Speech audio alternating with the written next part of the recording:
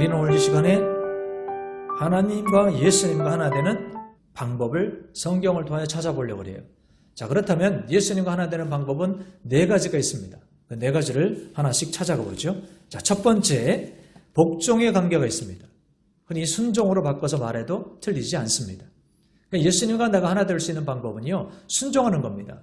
말씀에, 예수 그리스도의 가르침에, 그리고 그의 행함에 우리가 순종하면 예수님과 내가 하나 되는 거예요. 제자들에게 예수님이 물어보셨잖아요. 너희도 나와 함께 가겠느냐? 너희도 이와 같이 하겠느냐? 이 말은 너희 나랑 함께 할 수 있겠느냐? 나랑 하나 될 수 있겠느냐? 그래, 너희가 만약에 나랑 함께 할 수 있다면 내가 할 수 있는 것을 너도 할 수 있고 내가 할 수 있는 것을 너는 더 많이 할 수 있다고 그랬어요. 그래서 내게 능력 주시는 자 예수 그리스도 안에서 너희가 모든 것을 할 수 있다고 그랬어요. 참 놀라운 말씀입니다. 그러니까 여러분은요, 예수님보다 더 큰 기적을 행할 수 있어요. 제가 교만으로 말하는 게 아닙니다. 여러분 예수님보다 더 큰 기적을 행할 수 있어요. 왜요? 예수가 내게 능력을 주셨는데요. 그러니까 예수보다 더한 능력을 할 수 있죠. 하나님은 세상을 이처럼 사랑하셨어요. 그래서 독생자 아들을 주셨습니다. 자, 그럼 여러분께 여쭤보겠습니다. 하나님 보시기에 여러분이 소중합니까? 예수가 소중합니까? 누가 더 소중하죠? 당연히 여러분이 소중하죠. 그래서 자기 아들을 대신 죽이게 한 거예요. 여러분은 예수님을 죽음과 바꿨던 사람이 더 소중한 거죠. 하나님 보시기에는 그렇습니다. 아들보다 여러분이 더 소중했기 때문에, 세상이 더 소중했기 때문에 아들 예수를 죽이기까지 우리를 사랑하신 거예요. 그러므로 우리는 예수의 그 사랑 앞에 순종해야죠. 복종해야죠. 그래야 예수님과 하나 되는 것입니다. 두 번째로 예수님과 하나 되는 방법은요, 소망의 관계로 들어가는 것입니다. 예수님의 머리와 내 몸이 합쳐져서 하나가 되는 거예요. 교회의 머리는 예수님이라고 그랬어요. 이 머리는 모든 것을 다 관장합니다. 제가 지금 손을 하나 이렇게 움직이는 것, 발을 하나 떼는 것, 음식을 먹는 것도요, 내가 명령하는 겁니다. 여러분, 식물인간은 아무것도 하지 못합니다. 손이 있어도 잡지 못하고요, 발이 있어도 걷지 못합니다. 귀가 있어도 듣지 못해요. 왜 그럴까요? 몸은 살아있는데. 지체는 헛된 것입니다. 머리가 살아있어야 지체가 살아있는 거죠. 예수는 우리의 몸이 머리가 되셨다 그러잖아요. 교회의 머리입니다.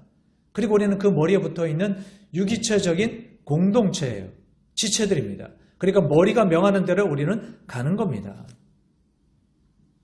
우리가 예수님과 하나 될 수 있는 방법은 예수 그리스도가 내 머리가 되어서 내가 그의 지체가 되어서 함께 살아갈 때 우리는 예수님과 하나 될 수 있다는 것을 믿으시길 주의 이름으로 축원합니다. 세 번째로요, 예수님의 말씀으로, 예수님의 성품으로, 예수님의 인격으로 옷을 입는 겁니다. 우리는 나중에 저 하늘에 가면요, 우리가 입던 이 옷들 아무 필요가 없습니다. 거기에서는 어떤 옷을 입는다고 그랬죠? 새 예루살렘 성에서 새 세마포를 입고 예수 그리스도와 함께 영광의 보좌에서 기뻐할 것이라고 그랬어요. 오직 천국에는 기쁨밖에 없는데 그 옷이 전부 흰옷 입은 사람들인데 그 흰옷이 뭐예요? 예수 그리스도께서 우리를 위하여 피 흘리시고 죽으실 때 입었던 그 세마포가 흰옷으로 깨끗해져서 눈처럼 맑아져서 그 새 세마포를 입고 새 예루살렘 성에서 예수님과 함께 사는 거예요. 그러니까 예수님과 나와 하나 되는 방법은요, 다른 게 없어요. 말씀으로 하나 되는 거예요. 예수님의 그 비교할 수 없는 인격으로 하나 되는 것입니다. 로마서 3장 13장 14절에 오직 주 예수 그리스도로 옷을 입고 정욕을 채우기 위하여 육신을 위하여 계획하지 말라. 그러니까 우리가 정욕의 옷을 입고 안목의 옷을 입으면 세상 사람들한테는 돋보일 수 있어요. 그러나 예수 그리스도는 그걸 보지 않아요. 사람의 마음을 보시거든요. 오늘 우리가 읽었던 이 성경 말씀도 그들이 표적을 보고 모두 다 예수께 열광했어요. 현 시대로 말하자면 갑자기 튀어나온 정치인들 있잖아요. 우리가 그 사람들한테 열광하잖아요. 그런데 예수님은 그것에 열광하지 않아요. 사람의 마음의 중심을 봐요. 그래서 육체적인 옷 중요하지 않습니다. 그리고 정욕을 채우기 위해 입는 옷들 중요하잖아요. 오직 예수 그리스도로 옷 입으라 그랬어요. 그럼 예수 그리스도 옷이 어디 있어요 지금? 없잖아요. 그게 말씀이라는 거예요. 말씀이 육신이 되어 우리 가운데 오셨다 그랬잖아요. 그러니까 예수님이 입고 있었던 그 옷은 말씀의 옷이었어요. 그러니까 우리는 예수가 하나 되기 위하여 말씀의 옷을 입어야 되는 줄로 믿습니다. 네 번째로 신랑 되신 예수님과 우리가 신부가 되어서 예수 그리스도 오실 때 혼인잔치 하기 위하여 우리는 지금 이 땅을 살아가고 있는 겁니다. 우리가 이 땅에서 살아가는 기간은 신부에 단장하는 기간이에요. 여러분 예배 나올 때 예쁘게 한번 나오시죠. 그런 것처럼 우리 심령도 우리의 영혼도 갖고 될 필요가 있는 것은 우리가 나중에 예수님 오실 때 우리 영혼의 단장을 통하여 예수 그리스도의 신부가 되게 합당하도록 그렇게 이 땅에서 준비하는 기간이에요. 예수님은 천국 가셔서 우리를 위하여 지금까지 처소를 예배하고 계셔요. 그러니까 천국은 2000년 전부터 지금까지 우리를 위하여 우리가 갈 처소를 예배하기 위하여 계속해서 리모델링 얼마나 아름다울까요? 그럼 우리는 뭐하고 있어야 되죠? 그 예수님 다시 오셔서 우리를 그 공중에 들어 올려서 우리와 공중에 혼인잔치 할 때 우리는 예수의 신부로서 흠없게 순결한 신부로 서기 위하여 마음을 단정하고 영혼을 단정하고 얼굴을 단정해서 예수님 오실 때 나를 알아볼 수 있도록 사랑하는 나의 신부요, 사랑하는 나의 아내요, 이렇게 말할 수 있도록 우리는 계속해서 영혼에 단정하는 것이 우리가 예배드리고 기도하고 말씀 듣고 찬양하는 거예요. 마태복음 25장 1절에 그때 천국은 등불을 들고 신랑을 맞으러 나간 10 처녀들과 같다 그랬어요. 나중에 결과는 우리는 알고 있죠. 10 처녀가 다 신부가 되어서 혼인잔치에 들어간 건 아닌 걸 우리는 다 알고 있어요. 졸다가 늦어버린 사람, 생각도 안 하고 있던 사람, 그리고 등불은 들고 있는데 기름은 준비 안 한 사람, 나중에 가슴을 막 치고 등불을 좀 달라고 기름을 달라고 이미 때는 늦었고요. 혼인잔치는 시작되었고요. 그래서 지혜로운 처녀들만 예수의 들림을 받아 신부가 되고 지혜롭지 못한 자들은 전부 이 땅에 남아서 어떻게 되었다고요? 슬피 울며 이를 갈았다 그랬어요. 여러분 슬피 울며 이를 가는 곳이 어디입니까? 지옥이잖아요. 예수 믿어서는 어떤 사람은 천국으로 가고 어떤 사람은 지옥으로 가는 거예요. 에베소서 5장 31절과 32절에 이러므로 남자가 자기 아버지와 어머니를 떠나 자기 아내와 결합하여 둘이 한 몸이 될지니라. 이것은 위대한 신비라. 그러므로 나는 그리스도와 그 교회에 관하여 말하노라. 지금 신랑과 신부를 한 몸으로 만드는 것은 뭘 말하는 거예요? 교회와 하나님, 교회와 예수님, 교회와 성령님, 그리고 신랑과 신부가 하나 되는 것처럼 교회와 사회를, 교회와 가정을 하나로 만들겠다는 그 하나님의 예언의 선포입니다. 그러므로 우리는 이 4가지 관계, 뭐라고요? 순종의 관계, 두 번째는 소망의 관계, 그리고 세 번째는 믿음의 관계, 네 번째는 사랑의 관계를 회복하면 우리 예수님과 하나 될 수 있다는 것입니다. 제가 여러분들께 한번 여쭤볼게요. 자, 예수님과 사는 것이 좋겠습니까? 좋지 않겠습니까? 365일 일마다 시마다 분마다 예수님과 함께 동행하고 함께 사는 것이 좋겠습니까? 좋지 않겠습니까? 아마 다들 지금 그러실 거예요. 당연히 좋죠, 예수님. 예수님과 같이 살아야죠. 아까 설교 시작하시면서 예수님과 한마음 된다면 좋다고 하셨잖아요. 정말일까요? 만약에 여러분이 예수님과 하루 종일 같이 있는다면 여러분 아마 불편해서 못 사실 거예요. 왜요? 예수님이 우리의 속마음을 아시거든요. 예수님은 겉사람을 보지 않아요. 우리 속사람을 봅니다. 그래서 그 사람의 본심을 아신다 그랬어요. 오늘 우리가 읽은 본문에도 하나님 우리의 본심을 안다 그랬습니다. 여러분 자기 마음이 있고 본심이 있습니다. 마음과 본심은 다릅니다. 이런 노래도 있잖아요. 내 마음 나도 몰라. 본심이 있기 때문에 그렇거든요. 마음은 숨길 수 있으나 본심은 나중에 드러나게 되죠. 여러분 부부관계를 잘 보십시오. 뭐 결혼 안 하신 분도 계시고 혼자 계시는 분도 있지만 부부가 있다 상상하시고 한번 생각해 보십시오. 부부가 서로의 마음을 다 알아버린다. 그게 행복할까요? 행복하지 않을까요? 저는 행복하지 않을 거라고 믿어요. 남편이 아내의 마음을 알아버려요. 말은 저렇게 하는데 속마음은 틀릴 거야. 행동은 저렇게 하는데 마음은 딴 데가 있어.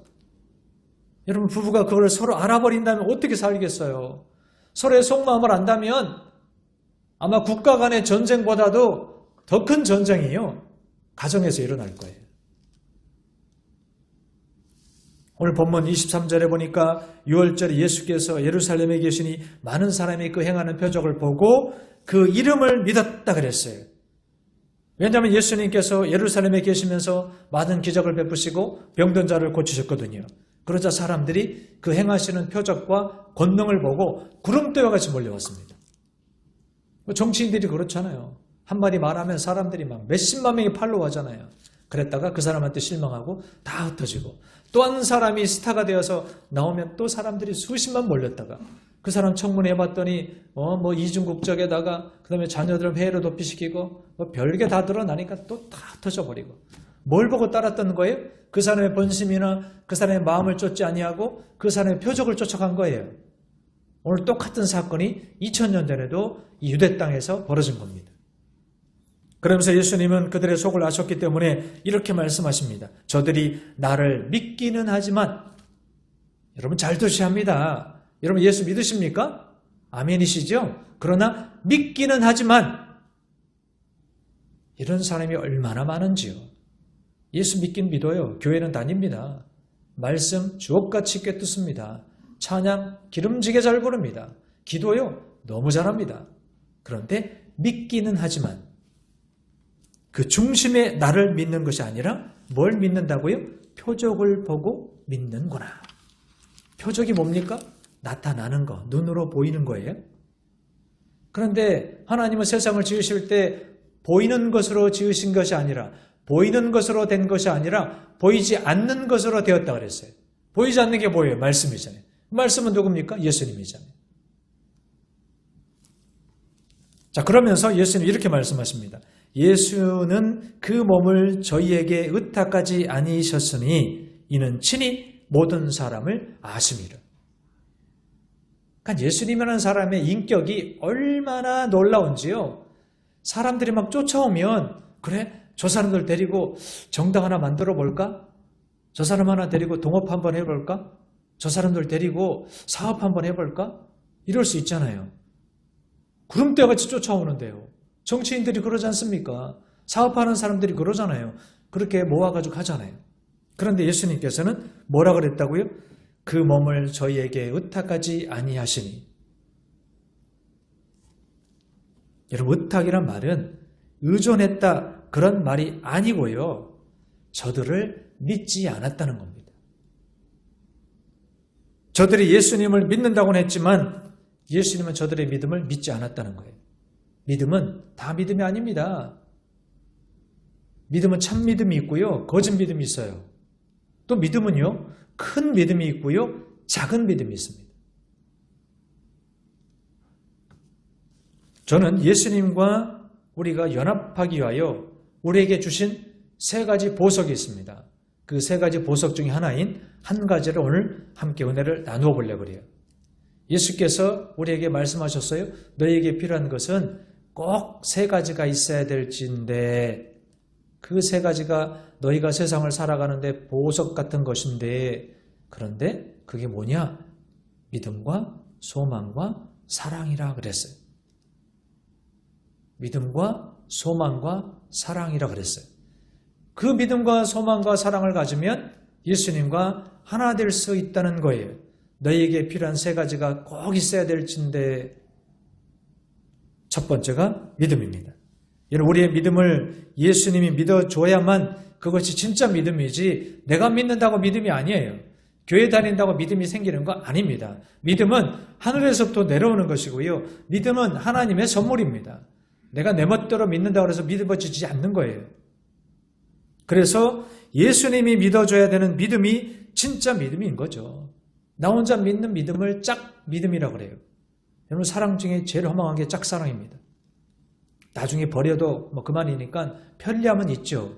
그런데 짝사랑 아무런 결과물이 없잖아요. 나만 가슴 아프잖아요. 그런데 이 사랑 중에도 짝사랑이 있지만요, 믿음 중에도 짝 믿음이 있어요. 자기만 옳다 그래요. 자기 말이 맞다 그래요. 자기 믿음이 최고라 그래요. 뭐 이 정도 믿으면 됐지 뭐. 이 정도 전도하고 이 정도 헌금하고 이 정도 기도하면 되지 않을까라고 하는 자기만의 믿음을 스스로가 의롭다라고 여기는 거예요. 그래서 예수께서 의를 말하실 때 두 부류를 예수께서 말씀하셨어요. 두 부류가 있는데 한 부류는 바리새인들이었습니다. 그들이 어떤 사람입니까? 일주일에 2번씩 금식을 하고요. 10의 1조를 반드시 드리고요. 남의 것을 탐하지 아니하고요. 십계명을 다 지키고요. 그렇게 의롭다 여김을 받은 사람들이 있었어요. 그런데 나중에 예수님이 막 밝히시잖아요. 저들은 스스로 의롭다는 자라고요. 스스로. 자기들끼리 의롭대. 지금 교회가 세상으로부터 보여지는 그 모습이 뭡니까? 자기들끼리 믿는데. 세상은 전혀 믿겨지지 않는데, 교회가 교회답지 않은데, 목사도 목사답지 않은데, 뭐 성도도 성도다운 같지 않은데 자기들끼리는 믿는데요. 세상 사람들이 믿어주지 않는 믿음은 예수님도 인정하지 않는다는 거예요. 너희가 믿기는 믿으나 내가 보기에는 그게 믿음이 아니라는 거죠. 예수님이 인정하는 믿음이 아니고는 그건 거짓 믿음이라는 거예요. 이 지구상에 많은 사람들이 예수를 믿지만요. 예수님이 믿을 수 없는 믿음을 가진 사람이 있고요. 예수님이 믿어줄 수 있는 그런 믿음을 가진 사람이 있다는 거예요. 저는 여러분 모두가 예수님이 믿을 수 있는 믿음을 가진 그런 성도이시길 주의 이름으로 축원합니다. 여러분 그러면 예수님이 믿을 수 없는 믿음이 무엇입니까? 그게 바로 표적을 보고 믿는 믿음이라는 거예요. 사업이 잘 되면 할렐루야. 그리고 수입이 좋아지면 예수님 계시는구나. 하나님 살아계시네. 직장에 가서 잘 되면 예수님 계시다. 그리고 뭐든지 아들도 대학 원하는 대로 들어가고 직장도 원하는 대로 잡히고 뭐 하는 적정마다 잘 되면 이거 예수님 계시구나. 하나님 살아계시구나. 이러고 조금이라도 불황이 온다거나 조금이라도 자신에게 어려움이 닥치면 예수님 없나 봐. 이 교회는 응답이 없나 봐. 교회를 바꿔야 될 것 같아. 큰 교회로 가볼까? 그게 뭐라고요? 예수님이 인정하지 않는 믿음이라고요. 예수가 인정해 줘야 그 믿음이 믿음이라고요. 자기 혼자 믿는 것은요. 자기 스스로를 높이는 교만의 자리로 돌아가는 자기의 의라고 그랬잖아요. 여러분 성도들이 왜 무너지고 왜 성도들이 세상에서 쓰러지는지 아십니까? 자기 의가 너무 높은 사람이 그래요. 여러분 자존감이 높은 건 좋아요. 그러나 자존심이 높은 사람이 쉽게 시험에 빠집니다. 그게 뭐예요? 자존심이. 자기가 의롭다고 생각하는 사람이에요. 그런데 예수님은 그 믿음 가지고는 아무런 능력도 나타낼 수 없다는 거예요. 우리는 믿기는 하지만 주님께서 보실 때 내 믿음은 내가 믿어줄 수 없는 믿음이야. 그렇다면 그 믿음은 실패한 겁니다. 여러분의 믿음이 좋다고 한다면 예수님도 그 믿음을 인정하셔야 돼요. 오늘 우리 마음속에 내가 주님을 믿되 표적을 따르는 그런 유대인들의 군중적인 믿음, 그런 휩쓸리러 가는 그런 일회성의 믿음이 아니라요. 주님을 진실로 믿는 제자적인 그런 제자의 길을 걸어가는 그런 믿음을 가지시길 주의 이름으로 축원합니다. 여러분 그렇다면 성경에서 말하는 믿음이라는 건 도대체 뭘까요? 우리가 교회 오면 가장 많이 듣는 게 믿음이잖아요. 그 다음으로 많이 듣는 것이 구원입니다. 그 다음으로 많이 듣는 말이 은혜입니다. 그 다음으로 많이 듣는 말이 사랑이고요. 그 다음으로 많이 듣는 말이 하나님, 예수님, 성령님이에요. 그러니까 우리가 가장 많이 쓰고 가장 많이 듣는 말이 믿음인데 도대체 믿음이 뭐라는 거예요? 그렇다면 성경에서는 믿음을 무엇이라고 말하고 있을까요? 자, 그럼 먼저 찾기 쉽게 비성경적인 믿음은 뭘까요? 그거 첫 번째가요. 나를 믿는 것입니다. 가짜 믿음은 나를 믿는 거예요. 나는 불가능이 없어. 나의 사전에 불가능이는 없어. 나는 문제 없어. 나는 뭐든지 할 수 있어. 이게 비성경적인 믿음입니다. 나를 믿고 있잖아요. 특히 자수성가한 사람들. 이런 맹목적인 긍정심은 믿음이 아니라는 거예요. 우리는 그저 피조물에 불과합니다. 예수께서 하나님께서 우리를 지으셨기 때문에 우리가 스스로 믿는다 있을 수 없는 일입니다. 두 번째 비성경적인 믿음은 요행을 바라는 겁니다. 뭐 어떻게든 되겠지. 뭐 삿입에 거미줄 치려? 그저 문 열어놓으면 장사 되겠지. 사업하면 잘 되겠지. 그게 아니에요. 결혼하면 잘 살겠지. 그게 다 뭡니까? 여행을 가라는 거예요. 설마 무슨 일이 생기겠느냐? 그런데 설마가 사람을 잡는 거예요. 세 번째는 근거 없는 낙관주의입니다. 모든 것은 시간이 해결해 줄 거예요. 정말로 시간이 해결해 주나요? 세월이 흐르면 자동으로 다 응답되던가요? 그 남편 그대로 놔두니까 스스로 변화받던가요? 자녀들 가만히 놔두니까 그들이 스스로 교회로 오던가요? 스스로 기도의 자리로 가던가요? 시간이 해결해 줍니까? 해결해 주지 않아요. 가만히 놔둔다고 남북관계가 좋아집니까? 가만히 놔두면 코로나19가 점점 사라지던가요? 그렇지 않습니다. 부부관계든 자녀의 관계든 모든 세상의 미래를 근거 없이 낙관적으로 바라보고 있다가 IMF를 맞게 된 거고요. 코로나19 사태를 맞게 된 겁니다. 성경에 보십시오. 시간이 흐를수록 종말이 다가오는데 그 종말에 좋은 일이 일어나던가요? 난리와 기근과 전쟁과 무장해하고 무자비하고 사랑이 없어지고 서로 분쟁하고 사나워지고 핍박하고 세월이 흐를수록 세상이 더 악해지잖아요. 그런데 무슨 시간에 해결해 준다는 거예요? 그럼 성경이 말하는 믿음이 뭘까요? 믿음은 구원의 열쇠입니다. 믿으시면 아멘 하시기 바랍니다. 믿음은 우리의 구원의 열쇠입니다. 예수께서 나는 부활이요 생명이니 나를 믿지 아니하고는 아버지께로 갈 자가 없다 그랬어요. 그러니까 믿음은 구원을 가는 천국으로 가는 열쇠이기 때문에 그 열쇠를 예수님께서 우리에게 믿음 가운데 주셨기 때문에 우리가 무엇을 믿어야 된다는 거예요? 십자가의 구원의 그 복음을 믿어야 된다는 것입니다. 교회 나간다고 구원받는 것이 아니잖아요. 착하게 산다고 구원받는 게 아니지 않습니까? 여러분, 예수 그리스도가 하나님의 참 아들이시고 나를 위하여 대속해서 죽으셨고 또 나를 위하여 천국에 가서 예배하시기 위하여 부활하셔서 그곳으로 가신 그 예수님을 영접하고 선포하는 것, 그것이 바로 믿음을 받아들이는 겁니다. 이 말씀은 들음으로 생겨난다 그랬기 때문에 우리가 말씀을 듣지 않으면 거듭나지도 못하고 그리고 우리는 믿음이 생기지도 못합니다. 교회를 오래 다녀도 변화가 없는 것은 그가 거듭나지 못했기 때문에 그런 겁니다. 오늘 이 시간에 말씀으로 거듭나시길 주의 이름으로 축원합니다. 베드로전서 1장 23절에 너희가 거듭난 것은 썩어질 씨로 된 것이 아니요 썩지 아니할 씨로 된 것이니 살아있고 항상 있는 하나님의 말씀으로 된 것이니라. 그렇습니다. 우리가 참 믿음을 소유하고 예수님과 하나 되기 위하여 첫 번째 필요한 것이 정말로 믿음은 구원의 열쇠라는 것을 믿는 것입니다. 그래서 살아있는 교회는 말씀이 선포되는 교회이고요. 교회가 건물이 있느냐 없느냐는 중요하지 않아요. 예수님도 사마리아 여인에게 말씀하셨잖아요.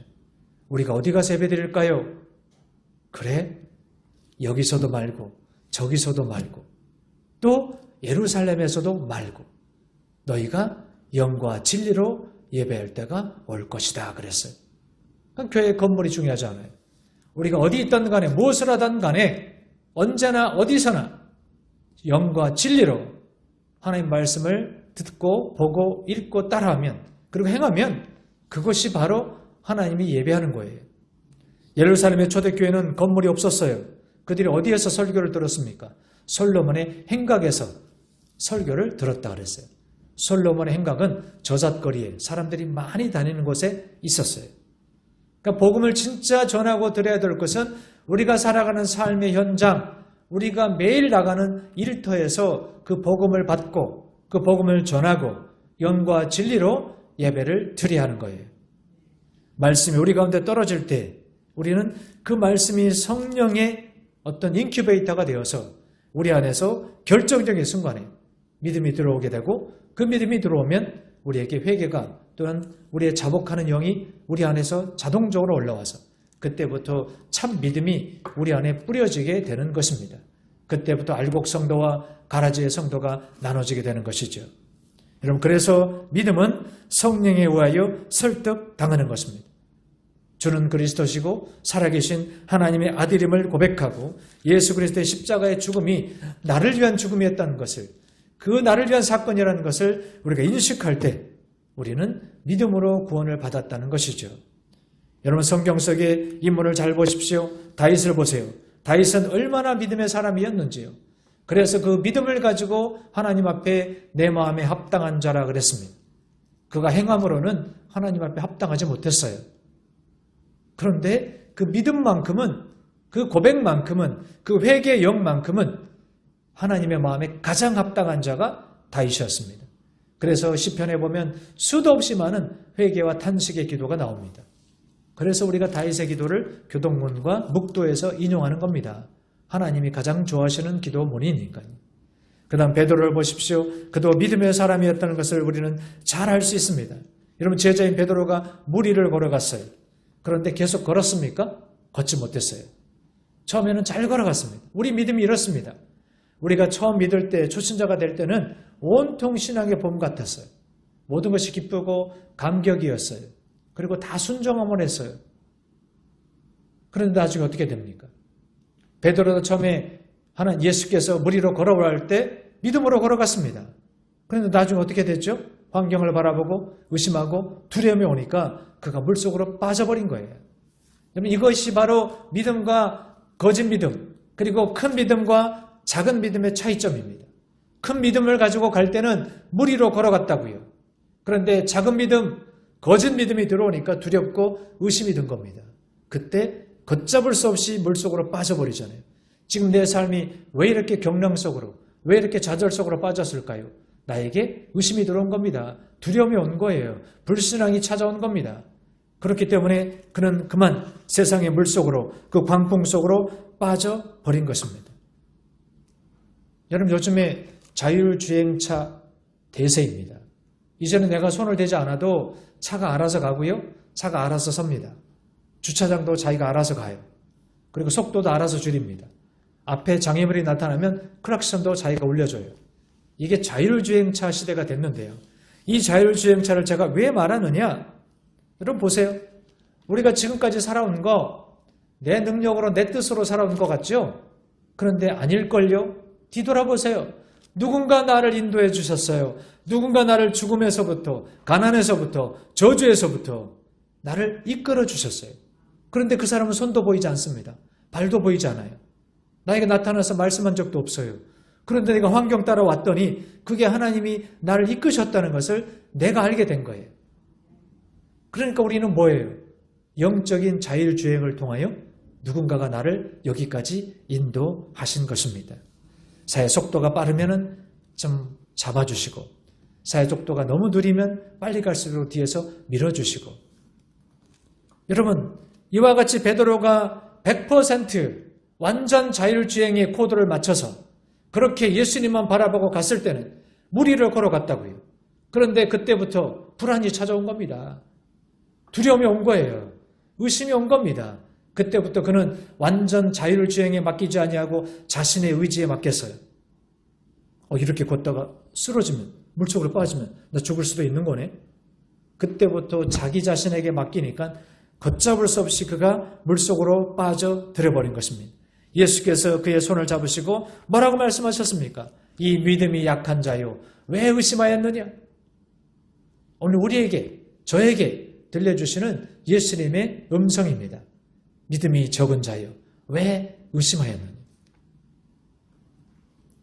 우리의 고집으로 똘똘 뭉친 삶, 어떻게든 자신의 경험과 판단으로 우리가 인생의 운전대를 잡았다가 얼마나 많이 실패했습니까? 우리의 목적지로 가지 못하고 엉뚱한 방향으로 갔다가 다시 되돌아왔던 기억이 얼마나 많이 있습니까? 언제까지 그렇게 하시겠어요? 그런데 예수님이 믿음을 이야기하시면서 자신을 맡겨보라고 말씀하셨어요. 너의 손에 그 인생의 핸들을 내려놓고 이제 자율주행하는 차처럼 하나님의 인도, 성령의 인도, 말씀의 인도를 받아보라는 거예요. 겁내지 말고, 두려워하지 말고, 의심하지 말고 맡겨보라는 것입니다. 이 우주를 한 치의 오차도 없이 운행하고 계시는, 주관하고 계시는 그 하나님의 자율주행에 너의 인생을 맡겨보라는 것입니다. 그러면 우리의 삶이 파도 속에 있을지라도, 우리의 삶이 파도의 경랑 안에 있을지라도 그 물이 너를 침몰치 못할 것이며 불꽃이 너를 사르지 못할 것이라는 거예요. 오늘 물 위를 걷는 베드로처럼 믿음을 크게 하시고 두려워하지 마시고 의심하지 마시고 환경 바라보지 마시고 오직 말씀이 육신이 되어 우리 가운데 오시는 예수 그리스도만을 바라보는 큰 믿음을 가지고 나아가시길, 그리하여 예수님과 하나 되는 삶으로 살아가시길 주의 이름으로 축원합니다.